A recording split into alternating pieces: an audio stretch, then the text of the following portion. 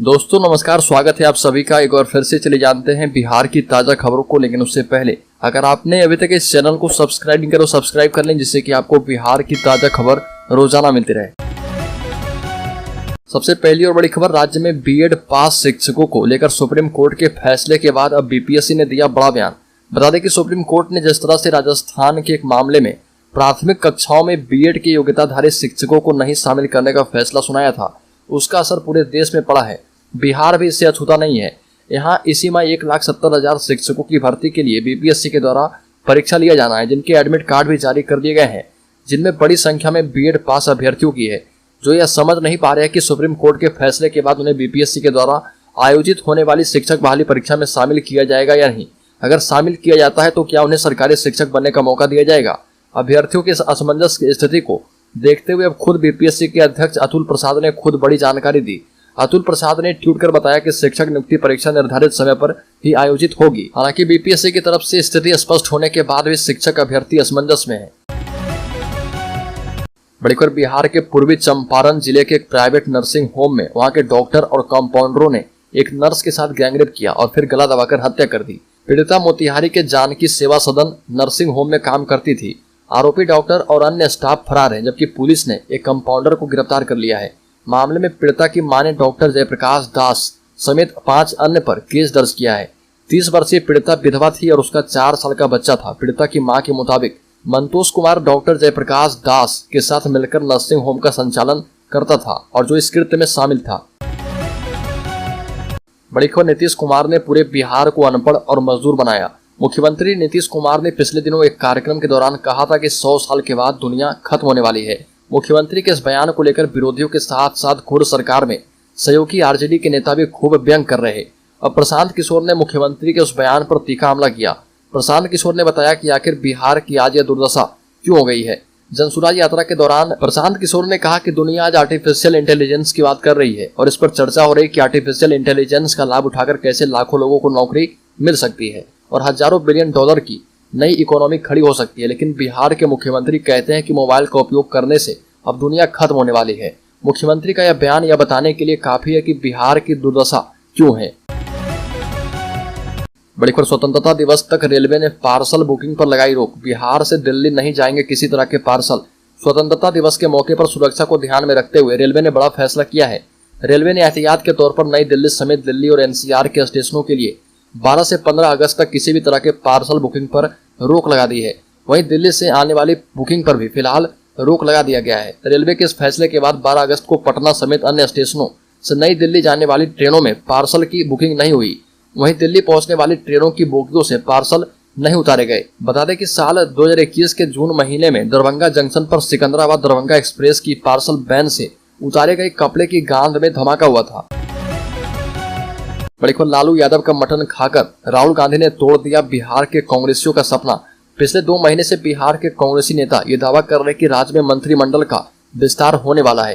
कांग्रेस से 2 नए मंत्री बनने वाले हैं। कांग्रेस के प्रदेश अध्यक्ष समय भी बताते रहे, लेकिन उनका हर दावा फेल हो रहा। जब प्रदेश कांग्रेस के अध्यक्ष अखिलेश सिंह से पत्रकारों ने पूछा कि मंत्रिमंडल का विस्तार कब होगा, तो जवाब मिला कि ये बात मुख्यमंत्री नीतीश कुमार से पूछिए। सवाल ये उठ रहा कि क्या लालू यादव के घर मटन खाने गए राहुल गांधी अपनी पार्टी के बिहार के नेताओं के सपने को तोड़ दिए। बड़ी खबर, शिखर करियर इंस्टीट्यूट के डायरेक्टर ने शिक्षा विभाग के आदेश पर जताई नाराजगी। कहा कि बदलाव की है आवश्यकता, नहीं तो राज्य के राजस्व को होगा नुकसान। बिहार में शिक्षा विभाग की ओर से एक आदेश जारी किया गया है, जिसके बाद से ही कोचिंग संस्थानों में हड़कंप मचा हुआ है। दरअसल शिक्षा विभाग के अपर सचिव के पाठक ने आदेश जारी किया है कि सभी कोचिंग संस्थान स्कूलों के समय के दौरान यानी सुबह 9 से लेकर 4 बजे तक बंद रहेंगे। वहीं कोचिंग संस्थानों के द्वारा लगातार इसका विरोध किया जा रहा। इसी कड़ी में शिखर करियर इंस्टीट्यूट का कहना है कि आदेश में बदलाव करने की आवश्यकता है, नहीं तो कोचिंग संस्थानों को नुकसान होगा। शिखर करियर इंस्टीट्यूट के डायरेक्टर डॉक्टर नवीन मिश्रा एवं आशुतोष झा ने संयुक्त रूप से बताया कि शिक्षा विभाग के अपर मुख्य सचिव के पाठक का कोचिंग संस्थान को सुबह 9 से 4 बंद रखने का निर्णय उचित नहीं है, इसमें संशोधन की आवश्यकता है। बड़ी खबर, खौफ में है मुखिया। मोतिहारी के एक और मुखिया को जान से मारने की धमकी। फोन और मैसेज आने के बाद पुलिस से लगाई सुरक्षा की गुहार। मोतिहारी में बेखौफ बदमाशों की धमकी से जिले भर के मुखिया परेशान है। किसी को रंगदारी देने के लिए फोन आ रहा तो किसी को जान से मारने की धमकी दी जा रही है। बदमाशों के द्वारा मुखिया को धमकाने के लिए पहले फोन किया जा रहा और फिर व्हाट्सएप पर मैसेज कर धमकी दी जा रही है। अब तक कई मुखिया को रंगदारी के लिए जान से मारने की धमकी भरा फोन आ चुका है। अब पिपरा थाना क्षेत्र के जमुनिया पंचायत के मुखिया को जान से मारने की धमकी दी गई। बड़ी खबर, सहयोगी पार्टियों को भी कमजोर प्रत्याशी नहीं उतारने देगी बीजेपी। आगामी लोकसभा चुनाव में जीत की हैट्रिक लगाने के लिए भाजपा फूंक फूंक कर कदम उठा रही है। राजग में एकजुटता कायम रखने और सभी सीटों पर मजबूत उम्मीदवार उतारने, सीट विशेष पर सहयोगियों के बीच टकराव टालने के लिए पार्टी ने ठोस रणनीति तय की है। पार्टी चाहती है कि उसके हिस्से की सीटों पर सहयोगी भी मजबूत उम्मीदवार उतारे। इसके लिए पार्टी सहयोगियों के हिस्से में आने वाले सीटों से संबंधित उम्मीदवारों की भी जानकारी लेगी। चुनावी रणनीति से जुड़े पार्टी के वरिष्ठ नेता के मुताबिक पार्टी देश की सभी 543 सीटों का कई स्तर पर फीडबैक ले रही है। बड़ी खबर, बिहार में तय समय पर होगी शिक्षक नियुक्ति परीक्षा। सुप्रीम कोर्ट के फैसले का नहीं होगा असर। प्राथमिक शिक्षक नियुक्ति के संबंध में दिए गए उच्चतम न्यायालय के निर्णय का बिहार में कोई असर नहीं होगा। सुप्रीम कोर्ट ने राजस्थान के एक मामले पर निर्णय सुनाते हुए प्राथमिक शिक्षक बनने के लिए बीटीसी योग्यता को ही अनिवार्य बताया था। उस निर्णय के बाद बिहार के बीएड योग्यता वाले अभ्यर्थियों में भ्रम की स्थिति उत्पन्न हो गई थी। इसी को देखते हुए बीपीएससी के अध्यक्ष अतुल प्रसाद ने ट्वीट कर बताया कि शिक्षक नियुक्ति परीक्षा निर्धारित समय पर आयोजित होगी। शिक्षक भर्ती परीक्षा पर किसी तरह की रोक नहीं है और बीपीएससी की शिक्षक नियुक्ति प्रक्रिया पर रोक लगाने की कोई घोषणा भी नहीं है। आयोग की ओर से शिक्षक नियुक्ति परीक्षा 24 से 26 अगस्त तक सभी जिला मुख्यालयों में 2 पालियों में निर्धारित है। बड़ी खबर, राजीव प्रताप रूडी ने कहा कि 2025 में बिहार में होगा सत्ता परिवर्तन। 2024 को लेकर किया बड़ा दावा बीजेपी के राष्ट्रीय प्रवक्ता एवं छपरा के सांसद राजीव प्रताप रूडी अररिया पहुंचे। इस दौरान उन्होंने बिहार सरकार की खामियों को गिनाया और साथ ही जमकर हमला बोला। रूडी ने 2024 और 2025 में होने वाले चुनाव को लेकर बड़ा बयान दिया। 2024 के लोकसभा चुनाव में बिहार के द्वारा मिसाल स्थापित करने की बात कही गई। यह भी कहा गया कि 2025 में बिहार की सत्ता में परिवर्तन होने से कोई ताकत नहीं रोक सकती है। छपरा सांसद ने कहा कि पूर्णिया हवाई अड्डा के मामले में बिहार सरकार पर ठिकरा फोड़ते हुए कहा कि एयरपोर्ट के लिए केंद्र और राज्य के साथ स्थानीय प्रशासन के साथ समन्वय की आवश्यकता होती है, जिसका साफ साफ अभाव है। केंद्र सरकार बार बार प्रस्ताव दी है, लेकिन राज्य सरकार ही पूर्णिया में हवाई अड्डा चालू नहीं करवाना चाहती है। बड़ी खबर, लालू नीतीश के बीच जारी है सहमत का खेल। मुंबई में इसी महीने के आखिर सप्ताह में होने वाली इंडिया गठबंधन की तीसरी बैठक में कई अहम फैसले होने हैं। अगर सब कुछ ठीक रहा तो लोकसभा चुनाव के मद्देनजर बनने वाली 11 सदस्यों वाली कोऑर्डिनेशन कमेटी में नीतीश को जगह मिल जाएगी। उन्हें गठबंधन का संयोजक भी मनोनीत कर दिया जाएगा। लालू यादव से राहुल गांधी की मुलाकात के बाद सैद्धांतिक रूप से इस बात पर सहमति बन गई है। बता दें कि नीतीश कुमार अब लालू की हर बात मानने को तैयार हैं, लेकिन अभी बिहार छोड़ने के मूड में नहीं है। लेकिन लालू यादव हर हाल में उन्हें बिहार छुड़ाना चाहते हैं। विपक्षी दलों के गठबंधन इंडिया की अगली प्रस्तावित बैठक में शायद लालू यादव अपने मकसद में कामयाब हो सकते हैं। बड़ी खबर, दरभंगा एम्स को लेकर बवाल। आरजेडी ने कहा कि सबसे बड़ी झूठी पार्टी है बीजेपी।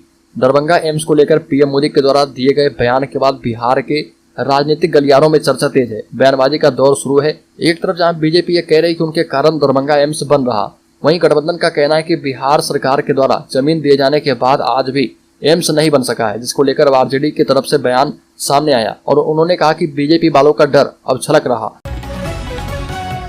बड़ी खबर, बीजेपी ने राज्यपाल को सौंपा ज्ञापन। राज्य सरकार पर लगाया तुष्टीकरण की राजनीति करने का आरोप। राज्य में अपराध और भ्रष्टाचार की घटनाओं के बढ़ने का आरोप लगाते हुए भाजपा ने राज्यपाल राजेंद्र विश्वनाथ आर्लेकर को ज्ञापन सौंपा।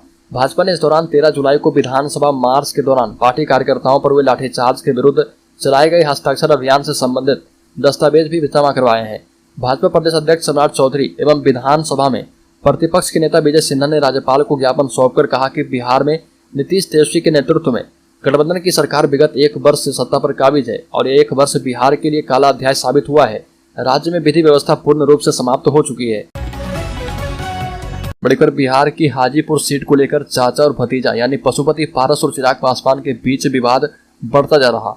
हाजीपुर से सांसद और आरएलजेपी प्रमुख पशुपति कुमार पारस ने कहा कि हाजीपुर से चुनाव वही लड़ेंगे। साथ ही कहा कि राजनीतिक जीवन के दौरान वो हाजीपुर के लोगों की सेवा करते रहे और आगे भी ऐसा करते रहेंगे। चिराग पासवान के दावे को लेकर पशुपति पारस ने कहा कि उन्हें वहां जाना चाहिए जहां उनके पिता रामविलास पासवान उन्हें लेकर गए थे। यानी पशुपति पारस का कहना है कि चिराग को जमुई से ही चुनाव लड़ना चाहिए।